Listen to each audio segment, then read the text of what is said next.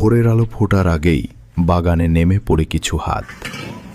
শিশির ভেজা গোলাপ ফুল একে একে সাবধানে তোলা হয়, কারণ এই ফুল শুধু সৌন্দর্যের জন্য নয়, এর ভেতরে লুকিয়ে আছে প্রকৃতির এক গভীর সুগন্ধ।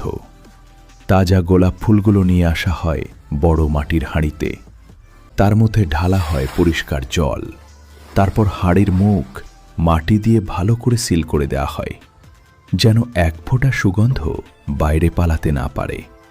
এই মাটির হাঁড়ির মুখে লাগানো হয় একটি বিশেষ পাইপ। পাইপের অন্য প্রান্তে জলের নিচে রাখা থাকে একটি ছোট পিতলের পাত্র। এরপর হাঁড়ির নিচে জ্বালানো হয় ধীরে ধীরে আগুন। আগুনের তাপে গোলাপ আর জলের ভেতর থেকে তৈরি হয় বাষ্প। এই বাষ্পই আসলে বহন করে গোলাপের প্রাণ, তার সুগন্ধ, তার কোমলতা। বাষ্প